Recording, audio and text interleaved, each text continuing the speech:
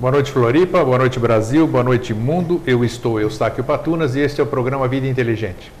Nós abrimos o nosso programa hoje mandando um grande abraço para todas essas pessoas que nos surpreendem, e me surpreendo através dos e-mails todo dia, telespectador da Austrália, do Vietnã, da Nova Zelândia, da Irlanda, da Grécia, da Iuruoca, de todo esse Brasil inteiro e todo o mundo. Isso é muito gratificante, muito bom e aumenta a nossa responsabilidade, porque a partir do momento que a gente tem a proposta de vir aqui todas as quintas-feiras, trazer temas e assuntos que acrescentem coisas boas ao nosso dia a dia e que a gente possa nos melhorar e melhorar a própria humanidade, é uma responsabilidade tremenda e eu me sinto privilegiado em estar inserido nesse contexto. Um especial abraço ao Weber lá de Manaus, no Amazonas, e a todos aqueles queridos irmãos que estão sempre conosco. Bem, sem muitas delongas, hoje nós vamos entrar num tema que o próprio nome já não me agrada, vamos dizer, mas ele se apresentou exatamente para ser resolvido. Os 7 pecados capitais é o tema de hoje. Quando a gente fala pecado, como nós já estamos acostumados, aqui já estamos acostumados desse mundo que nós vivemos, já nos vem aquela questão de religião. Então, que bom que esse tema se apresentou para ser trabalhado, para ser compreendido. O que seriam esses 7 pecados capitais sob o ponto de vista iniciático? É isso que nós vamos conversar aqui. Boa noite, Jorge. Boa noite, Guilherme. Você está bom? Estou ótimo. Tudo tranquilo. Hoje não teve nem um... Não, hoje não teve delongas, não. Hoje eu quis ser objetivo aqui, porque eu acho que Tô vendo, eu acho que o assunto vai ser muito agradável. Pelo menos o retorno que eu tive por ocasião da mala direta, todo mundo se agradou. E principalmente o final da mala direta. Como é vista essa questão dos 7 pecados capitais sob um ponto de vista iniciático? É o que a gente sempre está fazendo aqui nesses quase 7 anos, é mostrando um outro aspecto, um outro ângulo de todas as questões. Né? Você coaduna com esse... O que é, no seu ponto de vista, assim, pecado? Não, primeiro, o assunto é pedreira, né? Não para falar especificamente, mas porque assim... então, boa noite a todos, né? Fraterno abraço a todos. É porque sempre quando a gente vai falar, a gente sempre tem conversado aqui. Quando eu vou falar com alguma coisa ou sobre alguma coisa, obrigatoriamente essa coisa tem que existir, porque se não existisse não teria nome, sem eu citar nome não consigo me conectar, né? E quando eu vou falar de alguma coisa, essa alguma coisa ela vai te olhar de volta. Para você falar sobre a garta, você tem que estar olhando para a garta te olha de volta. Para você falar sobre o sistema endócrino, você vai ter que estar olhando e ele te olha de volta. Então, para falar sobre esses 7 aglomerados astrais, que se chamam pecados capitais, a gente já vai falar, é uma posição meio assim de lado, porque você tem que olhar para as criaturas. Sim. Né? E aí então estava com uma certa resistência para falar, né? Já que antes da gente começar, eu falei para você, se precisar de uma ajuda aí para falar o nome desses caras, você me fala, porque eu não consigo guardar isso na cabeça. Não tenha dúvida, é para isso. E tem alguns assim que eu tentei pensar assim, para ver se lembrava depois, né? Então, na hora a gente vai ver se precisar, você dá um suporte, para pelo menos falar o nome, para dar o gancho para bem... Sim. Tá assim, mas fala assim, é isso aqui, aí vem qual direção que está, e fala daquela criatura lá, tá? Bom, então é assim, primeira questão pecado, ela tem uma abordagem integralmente religiosa, né? Porque isso é um pecado, para você não praticar esse pecado, você tem que ter uma virtude, né? Se você não tiver essa virtude, você vai pecar, então você vem aqui, que daí eu falo, né, no teu nome com um Deus qualquer que seja, né, e aí eu te perdoo, em contrapartida você faz alguma coisa. Então, a função básica do pecado, do ponto de vista das religiões, é separar o humano do divino, pela incompreensão, né. Mas essa questão do erro, do tentar fazer as coisas de acordo com a lei, o pecado seria daí, o que seria um desvio de lei, ele é um derivado do que seria um código, aí sim um código verdadeiro, que são os mandamentos sagartinos, ou as leis do Manu. Opa, muito importante falar isso, tá? Sim, porque os 10 mandamentos da Agartha, que depois derivaram os 10 mandamentos de Moisés, da igreja, todos esses assim, né? E todas as teogonias que vieram depois, todas as igrejas que tiveram 10 preceitos, né? Alguns reduzem para 8, para 7, sempre é focado no que o Manu deu como derivada, que é a relação do humano com o divino. Então, o pecado é se desviar do que seria um código de conduta, né, colocado pelo Manu, isso é considerado um pecado. Essa classificação que hoje é aceita pela Igreja Romana, dos 7, antes eram 8, depois eles juntaram, aí 7, foi compilada por volta do século XVI pelo São Tomás de Aquino. Isso é coisa nova, então? Os 7 pecados capitais é uma coisa relativamente nova? Teve uma primeira versão em 355, depois tem uma outra versão próximo em 588, por aí, e aí veio vindo com um ajuste ou outro, e quando chegou por volta do século XVI, veio o Tomás de Aquino, ele pegou e compilou, juntou, mudou o nome, e de acordo com a severidade, com a gravidade do processo, então ele criou os 7 pecados, que é o que prevalece até hoje. Mas do ponto de vista que é o que a gente se propõe conversar aqui, da iniciação, é uma coisa muito útil, né, que vai dar para a gente conversar sobre a mecânica como se forma no invisível, no intermediário, como se manifesta, como é que é a interpretação do pecado do ponto de vista de saúde, de distúrbio glandular, as coisas assim. Então dá para a gente pegar e desmanchar bem direitinho, então é uma coisa bem útil. Bom, então os 7 pecados capitais são, agora que até o lugar é diferente para falar disso, sabia? Então assim, os 7 pecados capitais são o orgulho, né, que é considerado, vou falar os 7 em descida de severidade, primeiro os mais sérios, depois os menos sérios. Bom, tá? Então primeiro é o orgulho, depois a avareza, mas a avareza não no sentido de não despender, a avareza no sentido de ganância, né, que é o querer demais. O terceiro é a luxúria, o quarto é a ira, o quinto é a gula, o sexto é a inveja e o sétimo é a preguiça. Tá? Essas são as 7 criaturas. Só que são chamadas de capitais, e aí nisso a nomenclatura foi muito bem escolhida pelos romanos, lá pela Igreja Romana, porque ele não é uma coisa, ele é um conglomerado de coisas que então deriva em uma ação. Tá? Então por isso que é chamado capital. Então agora vamos voltar para o início. Quando a criatura, o ser humano vai nascer, então engraçado para a gente estar falando na borda de um precipício ali. Vamos lá, se equilibrar e mandar ver. Então, quando o ser humano vai nascer, ele traz em si uma série de coisas para resolver, que são as chamadas tendências positivas e negativas, as skandhas e nidanas, né? Elas são divididas em 12 grupos, né? E a gente está no 5º sistema evolucional, então são 12 grupos de nidanas, e as nidanas também são consideradas como as causas da vida, as causas do nascimento, porque se a pessoa não tivesse nenhuma nidana, nenhuma tendência negativa para resolver, ela estava isenta da roda de Sansara, não precisava nascer. Então as nidanas são consideradas como as razões da existência do nascimento. Então são 12 grupos de nidanas, né?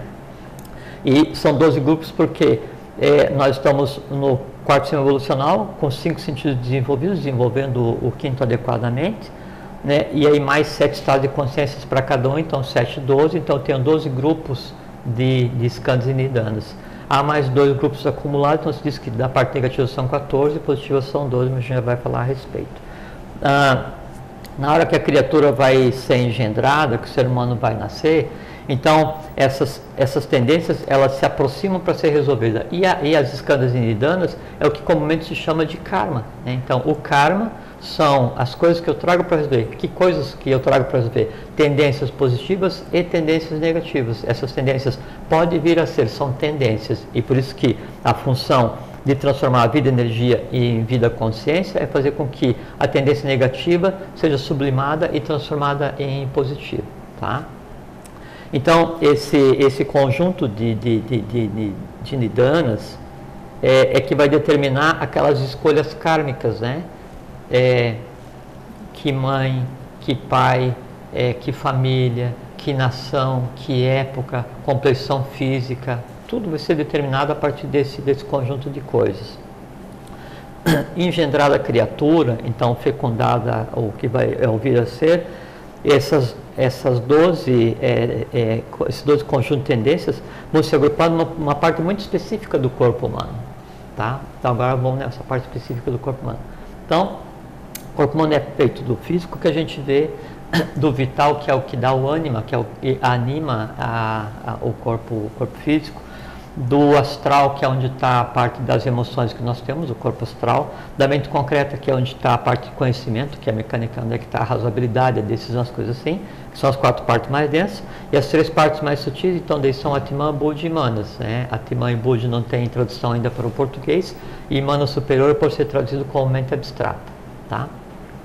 Cada um desses pontos, né, ele vai ter um ponto de ação no ser humano, um ponto porque assim, a existência, ela não é uma coisa assim totalmente abstrata, ela é completamente lógica, e no ser humano se funde o visível e o invisível. Então se funde o mineral, né, nos pés, vegetal, animal, hominal e angelical. E isso tudo trabalha através do quê? O que é tão comentado e muito difundido no Oriente, porque era moda e continua sendo moda, que são os tais dos chakras, né? Então nós temos 7 chakras básicos principais, que são 7 que são os que, assim, principais, digamos assim. Nem que são os principais, os mais conhecidos, né? Porque se tem na palma das mãos, você tem um na coxa, que representa o mundo animal, você tem um no joelho, que representa o mundo vegetal,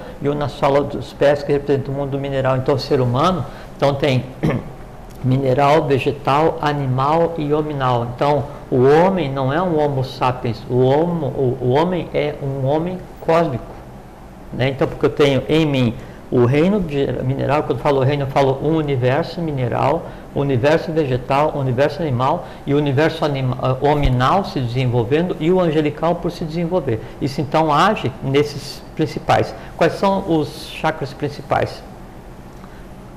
Sahasrara, ou coronário, coronário ou coronal, né? O ajna, ou o frontal, o laríngeo, ou o vishuddha, eu falo o nome em português e o nome em sânscrito, né? O cardíaco, ou anahata, o umbilical, ou manipura, o esplênico, ou swadhisthana, o básico, ou muladhara. Então eu tenho 7 planos agindo. Que planos? Físico no básico, vital no esplênico, astral no umbigo, mente concreta no coração, mente abstrata na garganta, Buddhi Atman, né? Vontade, amor, sabedoria e atividade, divino ligado com o humano, e o humano operando, o humano até aqui agindo aonde? Animal, vegetal e mineral. Então é o universo inteiro agindo num organismo. A mente concreta e a mente abstrata, junto, elas são o que nós conceituamos como alma, né? E a gente já conversou aqui várias vezes como é que ela funciona. Como é que a alma vai interagir com o corpo físico?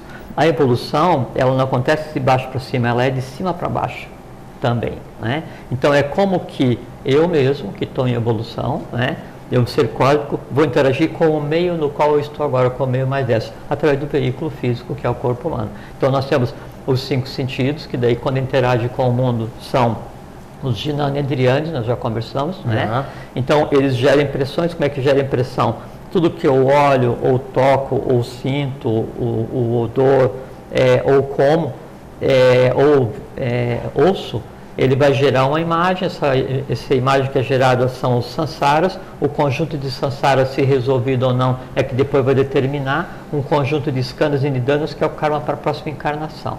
Esse conjunto, então, que eu gero de símiles do que eu estou interagindo, vai para o meu astral, vai para a minha mente concreta, e aí esse símile busca a sua fonte, interage, aí a mente concreta vai discernir, junto com o emocional, aí coloca em ação o que se chama de karma indriani, né, que são as cinco formas de agir no mundo externo, e eu vou e ajo. Nesse processo de agir, como é que é feita essa passagem, então, do invisível, do abstrato para o físico? A mesma coisa. Então, eu tenho impulso elétrico que é dado pelo centro cerebroespinhal, que vai aglutinar, vai criar e vai engendrar a decisão se permeia com a emoção ou não. A emoção no astral vai impregnar, vai entrelaçar, interagir com o vital, né? O vital daí, no corpo humano, vai interagir com o sistema cerebroespinhal, que daí vai interagir com os chakras, que vão interagir com o sistema endócrino, que vai dar a minha ação externa ou não, dependendo do que eu tenha que fazer ou me preparar para uma ação externa. Esse é o caminho de subida, esse é o caminho de descida, tá? Quando, antes, o que é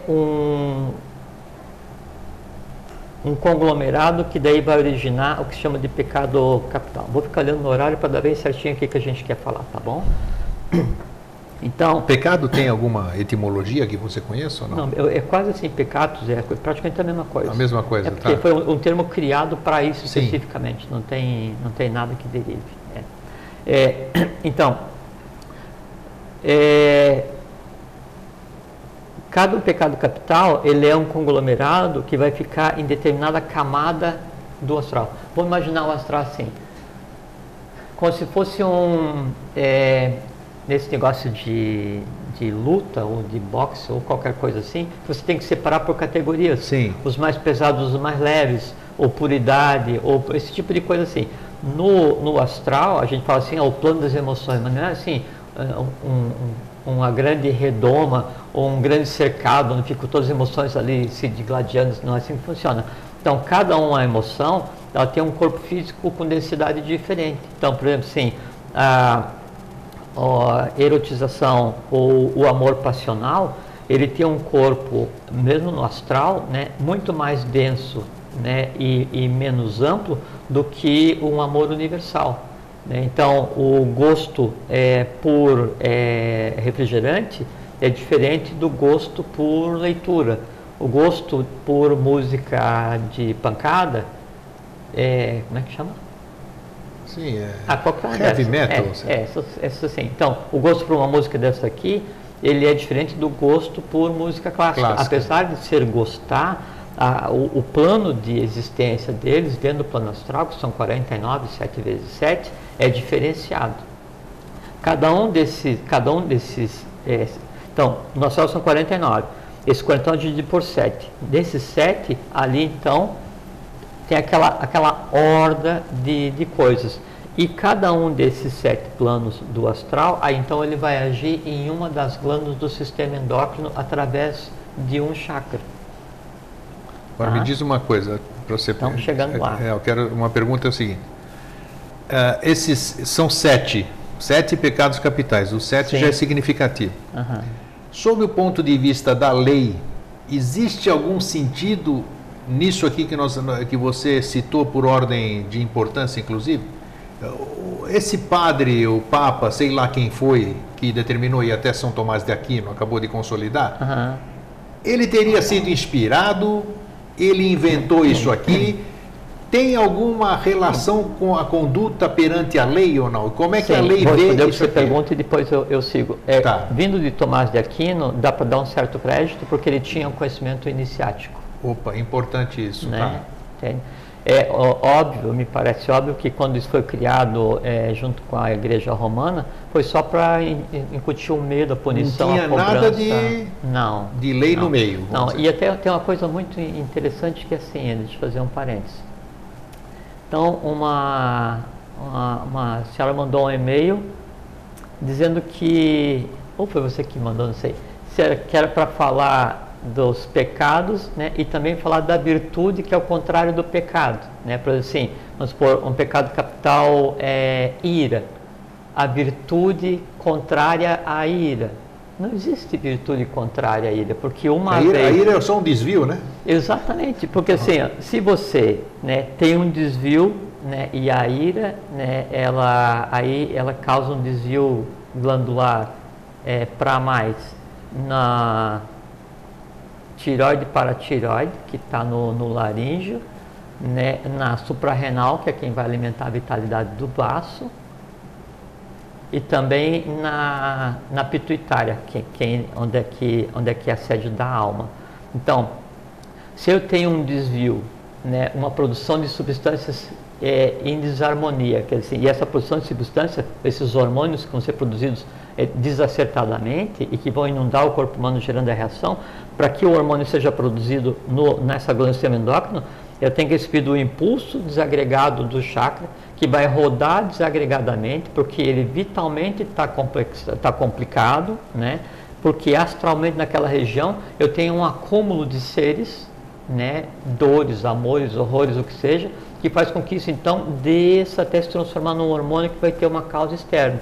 Se eu resolvo essa causa interna, que assim, se eu faço com que daí esses seres que geravam o que humanamente se compreende por ira, se eles forem sublimados, né, aí não quer dizer que eu tenho uma virtude porque eu não tenho ira. Não, nesse momento eu sou o que eu sou, porque se eu achar que porque eu não tenho ira em mim, né, eu sou um virtuoso, se eu achar que porque eu não tenho gula em mim eu sou virtuoso, eu tenho uma falha em mim, que é o orgulho. Claro, lógico, aqui é evidente. Lógico, então assim... você ser o que você é, nada mais. Exatamente, então é o que a gente sempre conversa, que é o caminho do meio. Você não tem que ter nenhum pecado, nem nenhuma virtude, você é o que você é. Porque se você acha que você tem em você virtude, né, é porque quem está julgando você contendo virtude é um orgulho. Isso, né? Exatamente. Então, por isso que não dá para falar de virtude. A gente vai falar sobre o que é o pecado, a mecânica do pecado, como é que se sublima, como é que ele age no corpo humano. Tá? E da importância de cada uma, se é que tem importância, claro dentro sim. da lei, se esses adjetivos aqui, eles têm um peso. Tem, sem dúvida, sem dúvida. Então, assim, nós temos, então, nos chakras, né, já vão chegar na mecânica do pecado. Então, quem é o responsável pelo coronal é a glândula pineal. A glândula pineal, ela se divide em 8 seções. Cada uma seção produz uma substância que vai agir em cada um dos outros chakras do corpo humano, ou em cada uma das glândulas do sistema endócrino, que a gente vai falar quais são já. E tem uma 8ª seção da glândula pineal, que ela vai ser ativada quando então o ser humano estiver em equilíbrio e criar o 8º ponto em si, que é o Pai e Mãe Cósmico, que se chama de Bindu. Como? Bindu. Bindu? Um ponto Bindu, né, que se fala aqui no coração, que isso vai criar o 8º chakra, que chama Vibhuti. O Bindu seria equivalente ao Vibhuti, né? Quando isso acontece, então entra em equilíbrio pineal, pituitária e timo. Aí, nesse instante em que entra equilíbrio pineal, pituitária e timo, todo o conceito que se tem de pecado, ele deixa de existir, porque você está harmônico no físico, no vital e no astral, integrado com o seu superior. Nesse momento, então, que você está em equilíbrio pineal, pituitária e timo, com o vibhuti ativo, aí você passa a ser considerado como um eterno adolescente de 16 primaveras.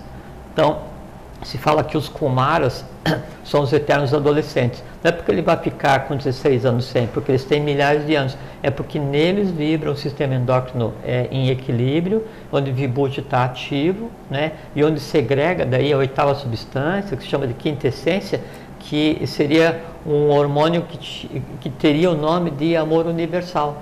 Então tem, assim, tem adrenalina e outros...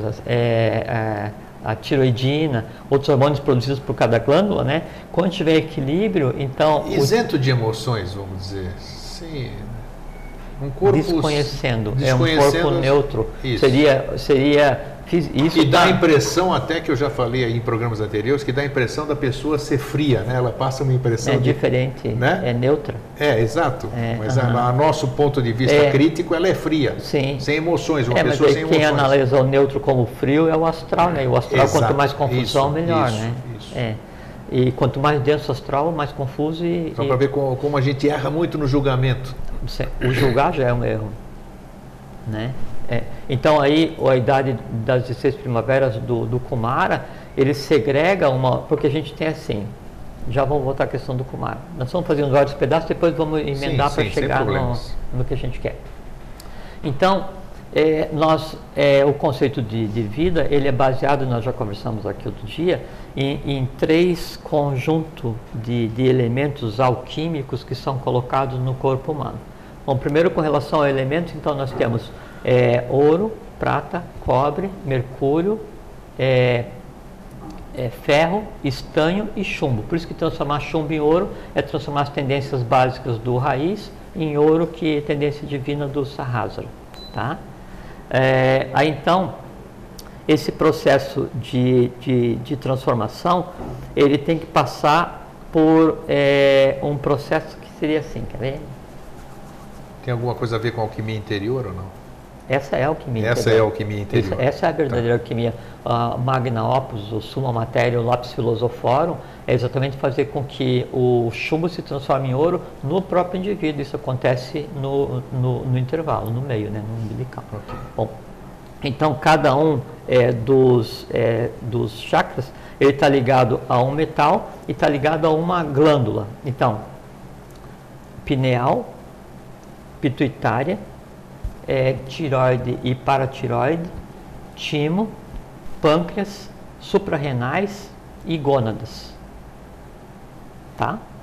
Então, esse é o sistema endócrino. Quando o sistema endócrino começa a produzir substância, daí junto com o que a gente respira e junto com o que nós comemos, a gente come, é que vai criar 3 substâncias, e eu já vou dizer porque a gente está falando, que eu falei agora há pouquinho na questão da quinta essência, né? Que é a questão que é segregada quando eu tenho a harmonia do sistema endócrino para chegar que seria o adolescente das 16 primaveras, que é o homem perfeito, que está ao alcance de qualquer um. Meu Deus, vocês estão em casa, vocês estão aqui. Então, o que eu vou respirar, né? Lembra, a gente já conversou sobre prana, sobre tatos, né? Sim. Então, o que eu vou respirar, que é prana, e prana são os 7 tatos agindo no ser humano, então vai se transformar internamente em vayu. Tá? Que é o conjunto do que eu estou respirando. Tá? Isso vai ser distribuído pelo corpo humano, pelo sistema circulatório e pelo sistema nervoso. Então, o conjunto do que eu estou respirando é vayu. O conjunto do que eu vou me alimentar, independente do que seja, ele vai ser sublimado, vai ser transformado e vai gerar um elemento chamado fleuma. E o conjunto do que é segregado pelo sistema endócrino, daí veja como é importante uma coisa. A respiração que eu pego do universo, então o cosmos me dá prana a partir do sol, a gente já conversou do sol visível, do sol oculto, do outro sol, então vem prana no meu organismo, homem cósmico. A terra, o ambiente onde eu estou agora, vai me dar um alimento sólido, fleuma, então vayu e fleuma.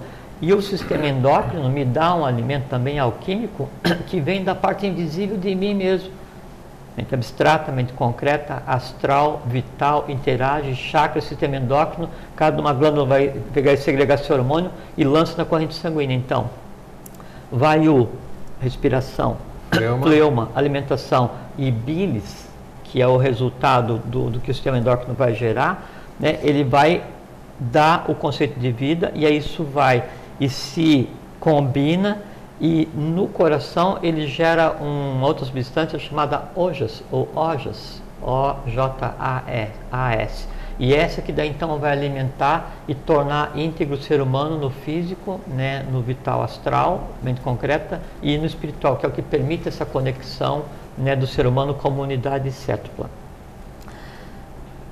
Essa parte, mesmo sendo a parte invisível, é a parte invisível física dessa substância, que é a quarta substância. Vayu, bilis, fleuma, vai gerar ojas, ou ojas, né?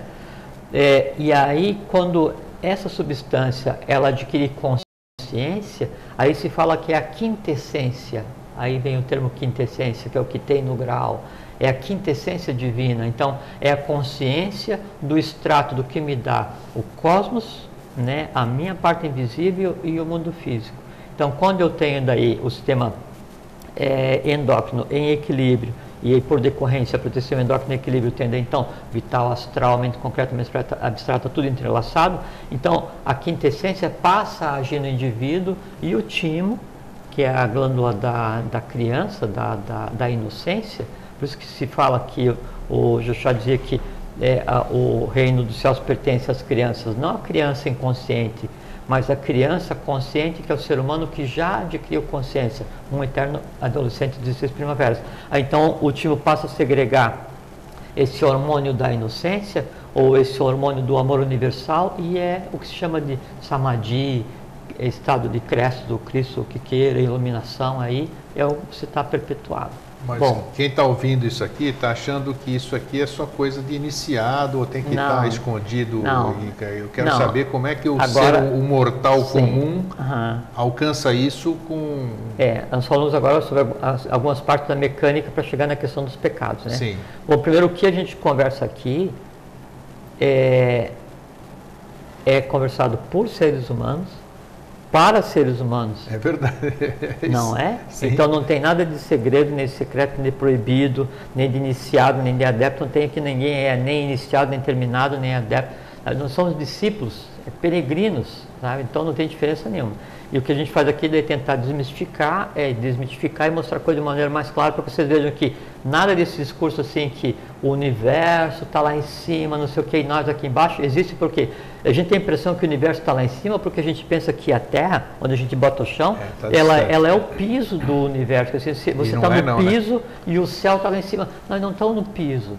A gente está em um planeta que está no sistema solar, que está na galáxia, que está em N galáxias, que está no universo, que se desloca, que vive junto, pensa, constrói, evolui, e nós estamos nos movendo pelo universo o tempo inteiro, incessantemente. Então não estamos em piso nenhum. Então não existe céu, nem embaixo, nem em cima, nem inferno, nem nada. Bom, com relação aos pecados, então, o pecado em si, do ponto de vista de dia a dia, ele pode ser interpretado como um distúrbio glandular somente. Distúrbio glandular? Aham. O orgulho é um distúrbio glandular? Sem dúvida, porque você tem, do ponto de vista físico, porque Sim. Quando você tem orgulho, então você está com produção exacerbada, desequilíbrio para mais, né? De atividade, né? De hormônios, de substâncias, orgulho, né? Na pituitária, na tireoide, paratireoide, né, no pâncreas, na suprarrenal e nas gônadas. O funcionamento exacerbado, né, dessas partes do sistema endócrino faz com que você exteriorize aquilo que se conceitou como orgulho, que de todos é o pior, né? Mas por que daí a substância vai estar sendo produzida em excesso nessas glândulas? É o que eu ia porque perguntar. É aí onde é que reside o pecado, na verdade. O pecado não está na ação. Por isso a gente conversou aqui uma outra vez, que eu tenho que olhar não a pessoa que está errando, mas o erro acontecendo na pessoa. Claro, exato, o que se chama como orgulho é um conjunto de fatores agindo na mente concreta e no astral dessa pessoa, que fazem com que daí se altere a temperatura do astral, se altere a composição do vital, isso entre pelo chakra correspondente e faça com que a glândula perca consciência temporariamente e produza mais ou menos a substância necessária para regular o organismo. Então, quando eu digo assim, a pessoa ela está com a tireoide funcionando para mais ou para menos, o que acontece? No plano, né, equivalente ao chakra, o vishuddha, o laríngeo, o que eu tenho? Eu devo ter uma porção de medos entrelaçados ali, agindo, fazendo com que não flua perfeitamente a energia vital, a consciência, para essa região aqui, para que o prana não flua para essa região, e aí eu produzo para mais ou para menos uma substância, e esterilização, o que é? Orgulho. Sempre o pecado capital, ele representa um conjunto, né? Que conjunto? Um conjunto de seres que age aonde? Na alma daquela criatura, no vital daquela criatura. Por exemplo, luxúria, né? A luxúria, então, é um desequilíbrio para mais das gônadas e é um desequilíbrio para menos na suprarrenal e na tireoide.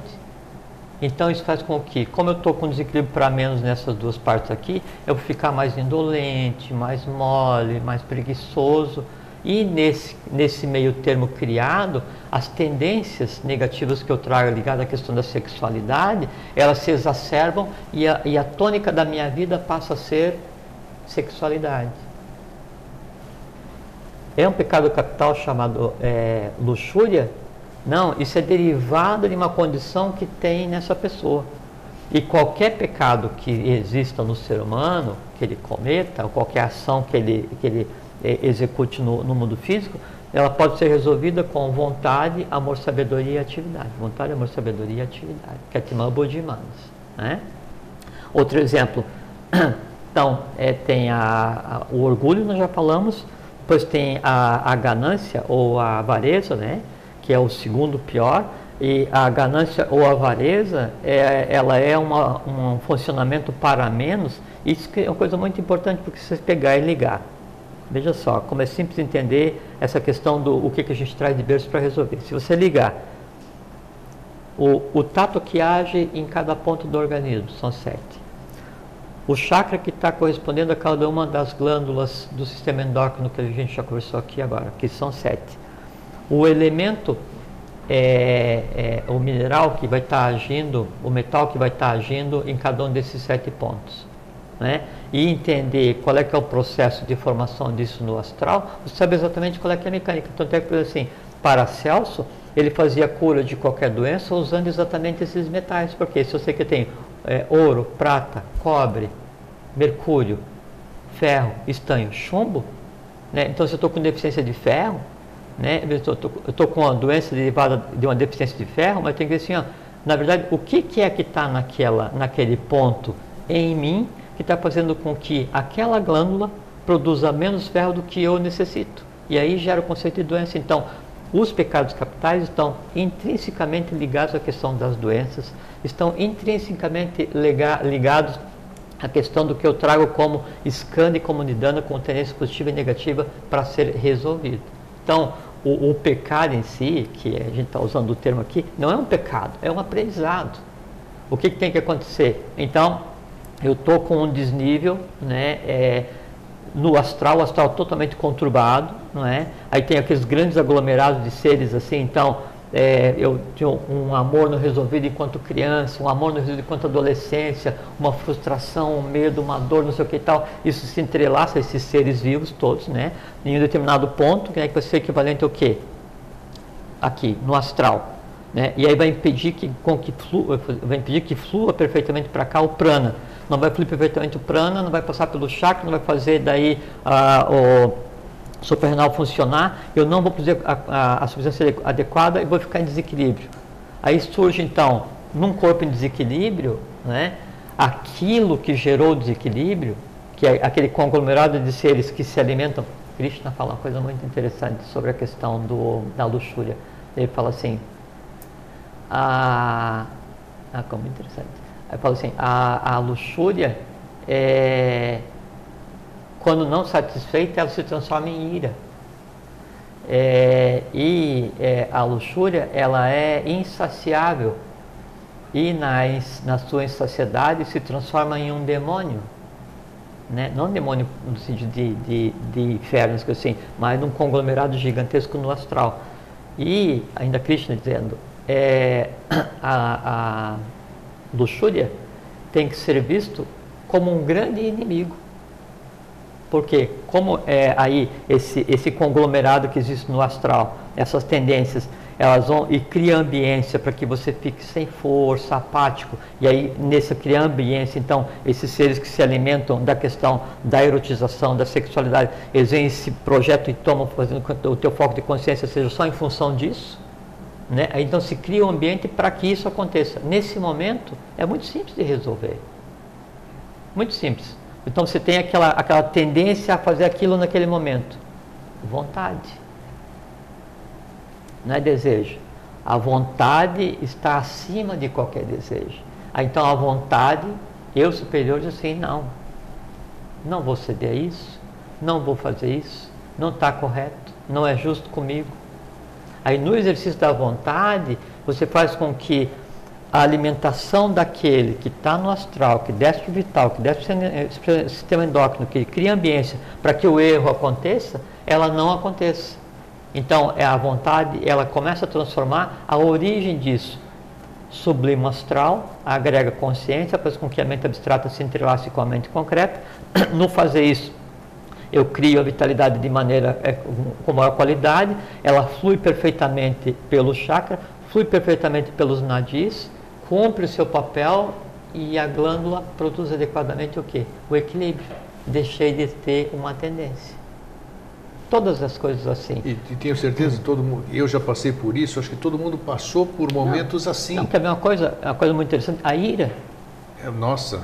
A ira. É uma coisa... a ira é o prazer dos prazeres, né? Nossa. Então, a ira é o seguinte, ela é um funcionamento para menos da pituitária, que não está exercendo o amor-sabedoria, um funcionamento para mais da tireoide, da paratireoide, um funcionamento para mais das suprarrenais, né? E aí então fica como se fosse assim, uma ambiência pré-tempestade. Você está indo, aí alguém não te dá lugar no trânsito.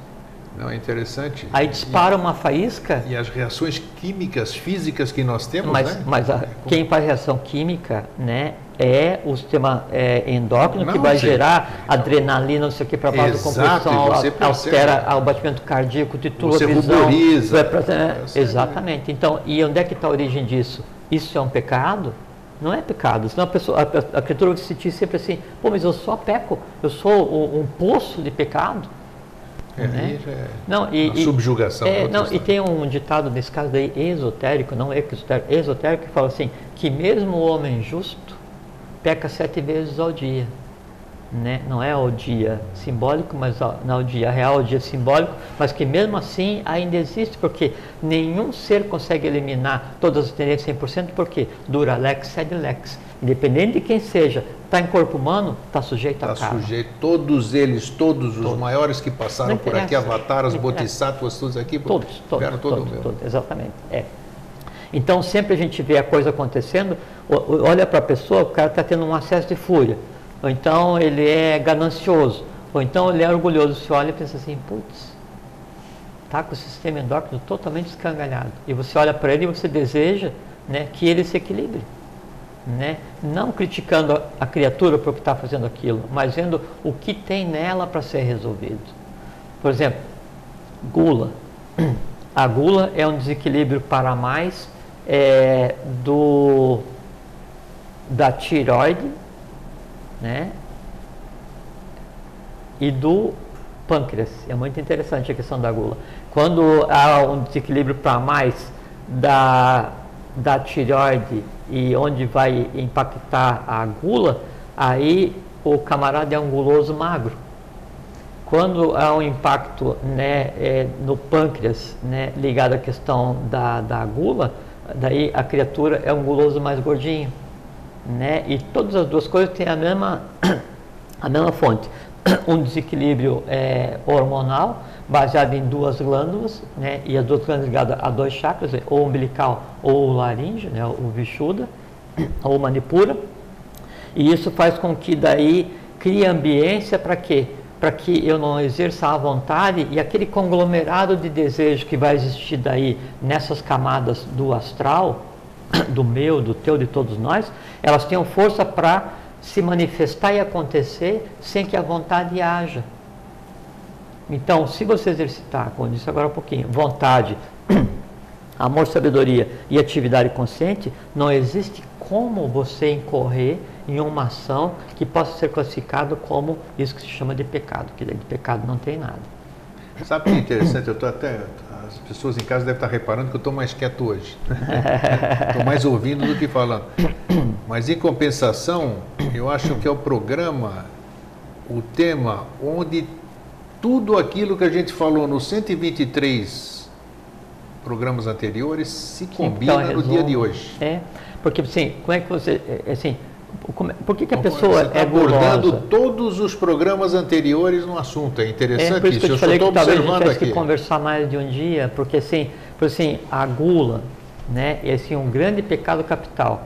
Considerar a gula um pecado é uma ignorância, no sentido de ignorar o secreto, grotesca, né? Porque significa o seguinte, que o ser, a criatura, ele tem o astral tão fragilizado, né? E tão convulsionado, tão permeado, né? De desejos, e às vezes assim, o desejo de comer alguma coisa, né? Ele é uma compensação para um amor não resolvido, uma briga durante o dia, sabe? Então, esse sistema de compensação vai criando aglomerados de desejos, e esses aglomerados de desejos, eles vão se focar, né? Ou na tireoide, na paratireoide, ou no pâncreas. Se não exercitar a vontade, isso desce como comandos para o sistema endócrino, através daí do astral, do vital, chakra, né? Dos nadis, né? Para o sistema endócrino, e dá-lhe a produzir, né? Como é que é o nome do hormônio da fome? Aquele que as pessoas aí não têm o suficiente quando tem a questão do açúcar. Insulina? Então, o hormônio da fome, ele é secretado o tempo inteiro, o tempo inteiro, o tempo inteiro. Então, a pessoa não tem como não comer, por quê? Porque o comando para ela comer, além do que ela deseja, e tanto é que depois vem arrependimento, esse comando para ela comer vem dela mesmo. E aí, nela mesmo, sucumbiu à vontade. O eu superior se curvou aos desejos que existem no astral, e quem está comandando aquela pessoa naquele momento é o astral, não é ela enquanto pessoa. Se vem o desejo, coma, e a vontade não diz assim, não, isso não preciso porque eu já me alimentei agora há pouco, e eu não vou ter desejo nenhum, eu vou ter vontade de me alimentar, que é diferente, a pessoa vai e come. Como ela comeu, né, aí o que acontece? Aí esse artifício, né, é gerado em seguida, e vai fazer o quê? Se arrepende porque comeu. Aí o arrependimento vai se entrelaçar com o desejo de produzir mais serotonina para ficar assim bem. Vai. E vai e come de novo. Aí então gera um ciclo, aí você vai dizer assim, pô, você é culpado? Não, você não é culpado. Você tem que exercitar vontade, amor, sabedoria, atividade para controlar o teu astral, tua mente concreta, teu vital, né, teu sistema endócrino, teus chakras, tua circulação, prana, vayu, bilis, fleuma, ojas, para que daí então você seja um reflexo do que é o teu astral. Quando a pessoa vai e comete um desses erros que a gente falou, que a gente chama de pecados, atrás de cada um deles estão bilhões de seres do astral, que não foram gerados por mim, nem por você, nem por ninguém em casa. São seres que existem desde quando a humanidade optou pelo não, pelo erro, pelo desvio da lei de Dharma, né? E aí então isso vem vindo e se alimentando do ser humano, e se alimenta onde? Por aqui, por aqui, por aqui, por aqui, por aqui, né? E aí gera um ciclo de arrependimento, de dor e de reação, daí então vai, a ira se manifestou, o outro foi e deixou a ira se manifestar também e reagiu, cria um processo, daí então chega em casa aborrecido, não, agora então vou pegar e vou comer, come e fica arrependido, se arrepende porque comeu, porque brigou, daí no dia sai mais aborrecido ainda e vai brigar com alguém que não tem nada a ver, e assim vai. Né? E aí, por assim, chega um ponto em que daí o sistema glandular ele está assim tão degradado, como um reflexo de um vital degradado, como um reflexo de um astral caótico, como um reflexo de uma mente concreta que não trabalha, como um reflexo de uma mente abstrata que não consegue conversar com você mesmo, né? Que então você entra naquele que é o sexto pecado capital, que é a inveja. A inveja, ela é assim, ela é um funcionamento para menos, uma deficiência glandular que atinge pituitária, tireoide, paratireoide, o pâncreas, as suprarrenais e as gônadas. A pessoa fica sem força para nada. Como ela não tem força para fazer por si, aí então ela começa a desejar aquilo que ela vê. No começar a desejar aquilo que ela vê, ela pega aquela imagem que não é dela e traz e projeta daí contra o que você tem. Você tem uma camisa amarela e eu não tenho uma camisa amarela. Eu olho assim, putz, eu queria ter essa camisa amarela. Aí, no desejar dessa forma, eu trago para mim, né, o que eu já tenho e mais tudo que você tenha de dentro. Por quê? Porque estabeleci um canal de um desejo denso, unilateral, para alguma coisa que você tenha. É interessante. Aí um ser de vaso comunicante que quanto mais a pessoa inveja, mais ela vai se sentir na necessidade de invejar. Por quê? Porque no invejar, todas as dores que ela não tem resolvido no astral, né, se alimentam. Abaixo da inveja, né, aí está a preguiça. Né? A preguiça ou a inércia, aí o que é? Tireoide em deficiência, tireoide, paratireoide, suprarrenal em deficiência, gônadas em deficiência, né? E a pituitária é também deficiência, é quase uma doença da alma, já não é mais uma doença do corpo. Por quê? Porque daí entrega os pontos. E a inércia, do ponto de vista evolucional, ela é completamente lesa evolução, porque você tem que estar com uma ação ou com uma reação, com um sim ou com um não, mas nunca na inércia. E veja que a inércia, ela é o oposto da neutralidade. A neutralidade é a inércia consciente. A inércia em si é uma neutralidade inconsciente. Você não faz nada, né? Porque você não entende nada. Na neutralidade você não faz nada, porque você entende tudo. Todos então os pecados capitais estão ligados a um chakra, a uma glândula do sistema endócrino, a um tátua, a um planeta, né? a um elemento metal, a um processo orgânico humano, né? E a um plano físico, vital, astral, mente concreta, mente abstrata, Buddhi e Atman. Puxa. Então, pecado grego não existe. Existe disfunção glandular do ponto de vista físico, porque eu tenho um corpo vital que não está de acordo, que é decorrente de um corpo astral convulsionado, no qual existem muitas dores, amores, horrores, medos, ansiedades não coordenados, que por sua vez nós estamos submetendo à razoabilidade da mente concreta, que por sua vez não está recebendo impulso da mente abstrata, que é o 1 agindo no 3, que é Atman, Buddhi, Manas, agindo na mente abstrata e fazendo com que a coisa toda aconteça. Agora, se eu tenho Atman, Buddhi, Manas, né, quer dizer, a minha tríade superior agindo, né, trocando impressões com a minha mente concreta, eu faço com que a minha mente concreta funcione também no abstrato. Quando eu faço que a mente concreta funcione também no abstrato, automaticamente eu torno a lógica tão densa que ela passa para a razão. Aí, então o astral ele passa a ter consciência de si mesmo. Todas as emoções passam a ser lógicas. E qualquer desses erros que a gente conversou aqui não aguenta ser questionado do ponto de vista da lógica. Assim, eu estou com desejo de comer, sei lá, não sei, qualquer coisa. Uva, tem um desejo bom. Ou às vezes eu como uva, comi. Agora eu quero de novo, eu quero comer um caminhão de uva. Né? Aí eu pergunto assim para mim mesmo, não estou com fome. Já comi a minha quantidade diária daquele negócio que tem na uva, que eu não me lembro o nome, o que é. Vou comer mais? Para quê? Né? Porque para quê? Aí a pergunta é, vai comer mais para alimentar o desejo de comer uva? Mas eu falo assim, não, mas eu já te alimentei, porque você é um desejo lícito. Eu disse, então eu paro. Então, no momento que eu dou lógica para o astral, só sobrevive quem de fato existe. No momento em que eu tenho o astral daí com lógica, aí o vital passa a receber o influxo da emoção, é o vital emotivo, com emoção consciente. Aí então, isso é uma coisa assim harmônica, cada cor, né, no seu devido lugar, cada chakra no seu fluxo, cada glândula do sistema endócrino trabalhando perfeitamente e despejando aquela consciência cósmica que são os hormônios, né, que daí é a bilis no sistema, e aí eu respirando adequadamente, né, vayu em toda a sua potencialidade e me alimentando adequadamente de acordo com a necessidade, de acordo com os desejos, eu tenho um corpo. Porque você é o comandante, você não está se deixando comandar, né? Exatamente, é onde eu foco a minha consciência, né? É no cocheiro ou nos cavalos, assim, eu mando nesse negócio, esse negócio aqui manda em mim. Isso, esse que eu acho que é o segredo. Aqui não é a casa da Manjona, aqui é a casa do Jorge, né? Assim, eu mando nesse negócio. E o que tem aqui? Aqui tem as escandas e nidanas, voltando lá ao início agora. E agora tem uma questão desses escandas e nidanas também. Então, voltando ao início. Aí, essas escandas e nidanas, quando a gente falou do início, elas vão se alojar no corpo humano, né, no coração. Então, o chakra cardíaco tem 12 pétalas, né? Em cada pétala eu tenho um conjunto, um grupo de tendências positivas e tendências negativas. Quando eu consigo harmonizar esse conjunto de tendências negativas, sublimá-las ou transformá-las em positivas, automaticamente a cada passo dado, né, nesse processo aqui na rata, no cardíaco, é assim, ó, milhões de quilômetros que você pavimentou no teu caminho evolucional, no astral, no vital, no mente concreta. Quando você termina de equilibrar essas 12 pétalas do cardíaco, né, automaticamente você tem o quê?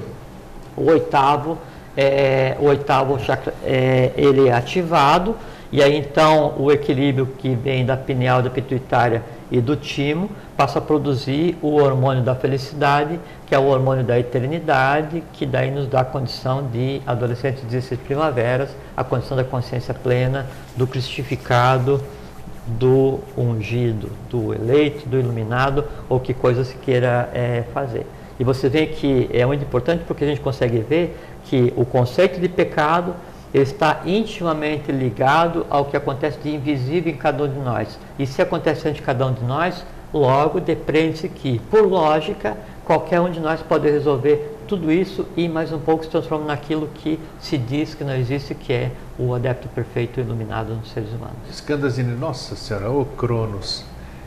Uma pergunta antes de fazer a pergunta ao telespectador, rápido. Eu percebi hoje, eu tive uma situação hoje, por um bom tempo, e conversando com um amigo, e ficou muito claro a situação desse amigo, a vivenciação, que os escandas e nidanas dele... As escandas e nidanas. As escandas e nidanas, sim, bem lembrado, estão acontecendo para ele resolver nessa própria questão. Não, eu me admirei, porque sempre se propagou, sempre se falou que você vai morrer, porque você resolver na próxima, não sei o que, e a coisa está aparecendo para resolver aqui. Você vai resolver na próxima se você não tiver competência para resolver agora. Não, mas eu digo aqui, o que você fez aqui, enquanto aqui nesta sua encarnação, vamos chamar assim? Sim, é a encarnação. Aí você resolve aqui mesmo, quer dizer, não está deixando para depois. Sim, Grego, porque assim, o processo está aceleradíssimo. Se você fez, assim, você cometeu um pecado que é um conjunto de nidanos, tendências negativas que você tem, né? E aí então você exteriorizou a ira e foi e brigou com a moça do supermercado. É a prova de que o processo está... e aí então você viu aquilo acontecendo. O errar uma vez não é o erro em si, o errar duas vezes que sim, porque o primeiro erro é necessário porque ele permite a você ver o erro acontecendo. Aí depois você vai no final do dia, antes de dormir, que a gente já conversou, você pega e vê a tua vida de trás para frente naquele dia, simulando uma vida inteira no lugar de uma morte, uma noite de sono. Eu errei em brigar com aquela moça do caixa. Isso é bom, só essa consciência já muda muita coisa, né? Não é já muda muita coisa, muda tudo. Muda tudo. Não, tudo. Aí você vai e lá chega no dia e fala assim, ontem eu vim aqui, você se lembra? Eu falei, não me lembro. Eu vim aqui, xinguei você de grossa porque você não sei e tal. Quero te pedir desculpa, eu estava certo, não podia ter agido assim com você. Você me desculpa? Você sim, desculpa. Acabou. Eu falo assim, não desculpa porque você não devia. Você pode não desculpar, então é o teu jeito, mas eu vim pedir desculpa, então está feito. No fazer isso, zerado, Grego. Entende? Só para não deixar o telespectador sem resposta? Espero que eu saiba a resposta. Orgulho, avareza e luxúria. A utilização da respiração ajuda a equilibrar isso? Não só isso. Orgulho, avareza, luxúria, ira, gula, inveja, respiração resolve? Misturou as duas perguntas. São duas perguntas, cada uma um papel. Cada uma um papel? Mas então, se a respiração ajuda a responder, a resolver... tem verso aqui, eu não vi. Ajuda a resolver não só isso. Ajuda a resolver qualquer um dos erros ou dos pecados, sabe por quê? Fiz confusão. Porque a respiração adequada, ela vai fazer com que você tenha integralmente um dos 3 fatores que determina a interação do sistema endócrino, que é o que? Vaiu da respiração, bílis do estado do sistema endócrino, mais fleuma, isso é que vai criar o 4º elemento que vai fazer com que você consiga interagir com você mesmo. Essa resposta foi de uma pergunta. Eu peguei duas questões e transformei em uma. É coisa de grego mesmo. Mas só se orgulho, avareza e luxúria estão relacionados com o espírito. Não, porque assim... orgulho, avareza e triângulo superior não vai dar para falar hoje. Não, porque assim... por assim, o orgulho, ele significa um funcionamento para mais, do ágina, do frontal, do laríngeo, que é o que liga o humano com o divino, né? Do esplênico, a suprarrenal, e das gônadas.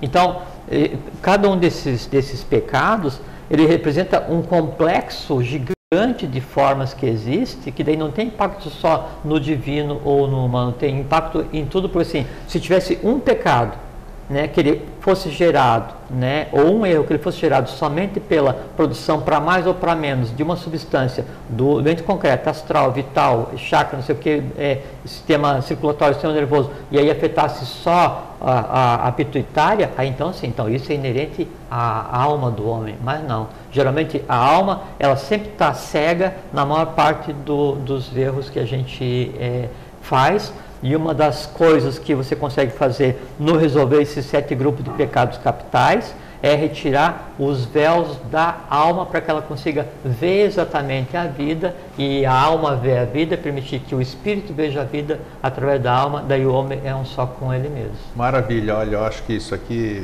hoje foi, nossa, muito profundo. Daqui a pouco vai estar, logo mais, vai estar no YouTube, né? Recomendo que todo mundo assista, eu vou assistir de novo.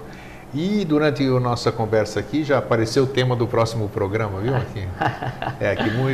Hoje não está sabendo. Muita gente até já havia falado e realmente apareceu. Primeira vez em 7 anos de vida inteligente, se tratando de Jorge aqui, nós vamos dizer com uma antecedência o que nós vamos conversar. Muito obrigado. Obrigado, seu Cícero. Nós vamos falar, o próximo tema com o Jorge daqui a 15 dias é saque contra o futuro. Tá. Então nós vamos, muitas pessoas falam que a gente fala muito sobre isso e ninguém sabe o que isso verdadeiramente é, e eu acho que é hora de... Isso é legal porque envolve tato, envolve chakra, envolve... Então é uma sessão de continuidade, as coisas são assim, né? É uma sessão de continuidade. As coisas não são assim, as coisas são como tem que ser. Como tem que ser. E assim sendo, Jorge, muito obrigado mais uma vez. Imagina, obrigado a você. Foi um prazer mais estarmos uma vez juntos, vocês que vieram aqui nos assistir, né? Então, um fraterno abraço e um feliz sempre. Fraterno abraço, feliz sempre, fiquem em paz e vocês conseguem, tenho certeza absoluta.